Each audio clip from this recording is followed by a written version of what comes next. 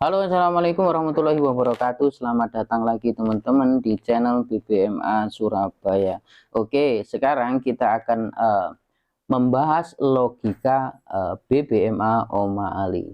Jadi dasar-dasar logikanya itu seperti apa? Nah, ini ibaratnya ini konsep dasar yang menurut saya yang harus kita pahami ketika kita menggunakan teknik BBMA.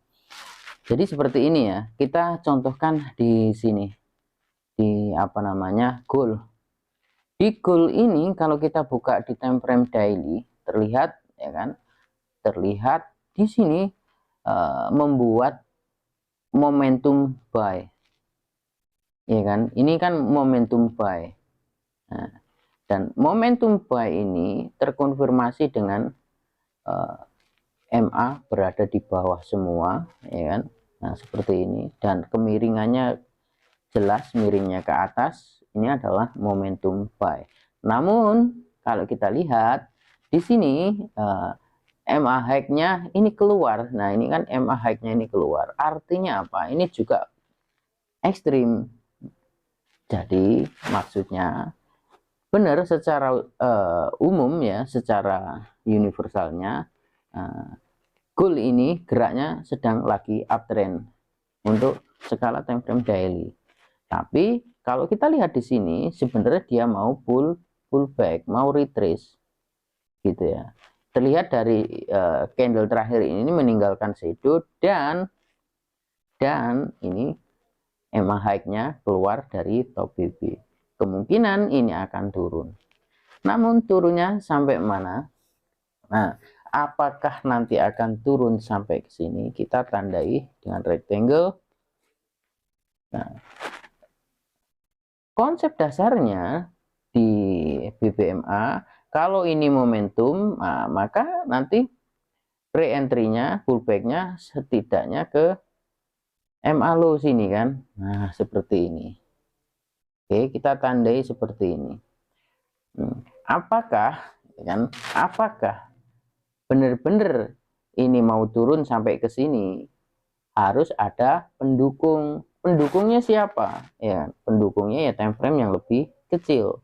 Artinya kalau skenario time frame daily ini didukung oleh time frame di bawahnya, ya oke. Kalau nggak didukung ya jangan dulu. Nah, maksudnya gimana? Oke, kita turun ke time frame H4. Nah, apa yang terjadi di time frame H4? Di time frame H4 ya kan, ternyata coba diperhatikan di sini ini adalah momentum. Kemudian turun dan membuat momentum lagi dan sekarang dia sedang berada di zona re-entry H4 dan ditahan ya kan. Ini kan zona re-entry H4 kan. Nah, ini malunya di H4 dan harga ditahan. Oke. Nah, seperti ini. Nah, terus kalau seperti ini gimana cara bacanya? Nah, begini teman-teman. Kalau ini perintah H4 ini membatalkan rencana daily tadi, maka di sini harus candle ini harus close dulu di atas MA high.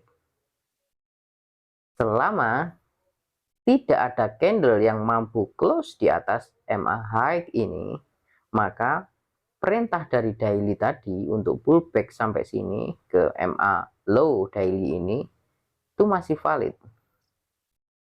Itu masih valid. Cuman untuk melakukan open posisi sell ini belum ada konfirmasi, belum disetujui oleh time frame H4. Kenapa? Karena di time frame H4 sendiri belum mampu break MA low gitu.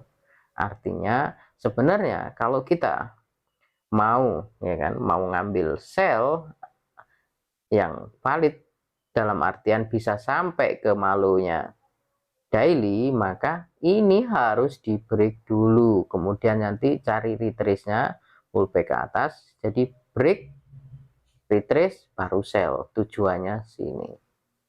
Nah, kalau seperti ini apa kita nggak bisa open posisi? Karena kalau nunggu ini break mungkin akan lama ya. kita harus turunkan dulu time frame-nya. Yang kita baca apa? Saat ini harga kan berada di area EMA high untuk time frame H4. Ada nggak ini di time frame H1-nya itu terkonfirmasi? Terkonfirmasinya apa? Ya, di sini setidaknya di deretan candle ini di H1 harus ada CSAK sell ya, atau mungkin ini malah ekstrim, mungkin ekstrim sell maksudnya ya. Kita lihat aja, kita lihat di time frame H1. Oke,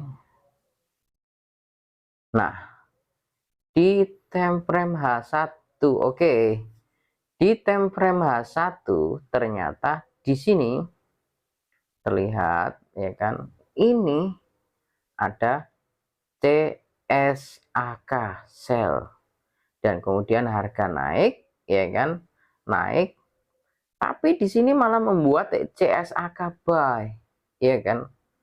Yang kita pakai yang mana? Ternyata kalau kita perhatikan CSAK buy di sini sudah re-entry di sini dan kemudian naik dan sekarang balik lagi turun, perjalanannya masih sedikit. Nah, terus kita mau follow yang mana? CSAK sell ini atau CSAK buy ini? Nah, kuncinya ya kita turunkan time frame lagi. Kemana? Ke M15. Nah, kita lihat. Nah, gini kuncinya. Di sini, nah, tadi kan ada CSAK sell dan CSAK buy. Nah, yang valid harus ada CSM. Nah, ternyata di sini ada CSM sell, tidak ada CSM buy.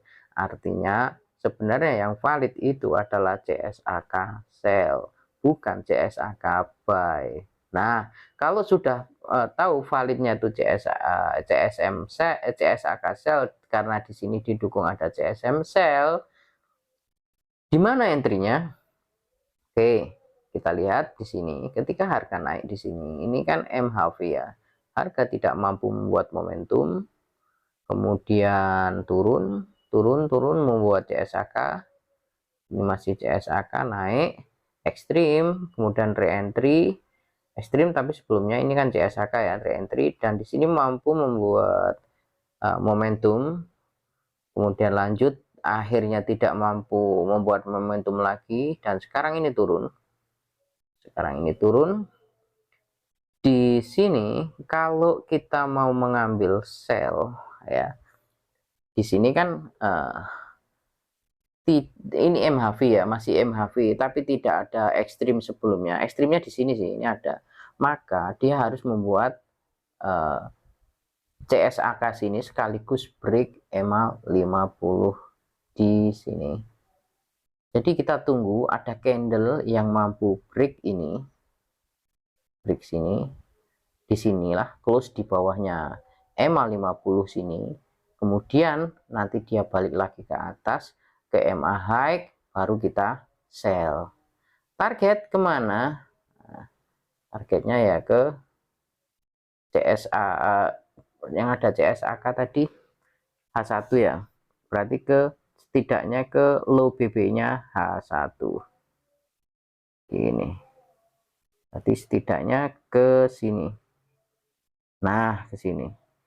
Tapi dengan syarat harus break EMA 50 dulu di M15 tadi. Kemudian kita tunggu dia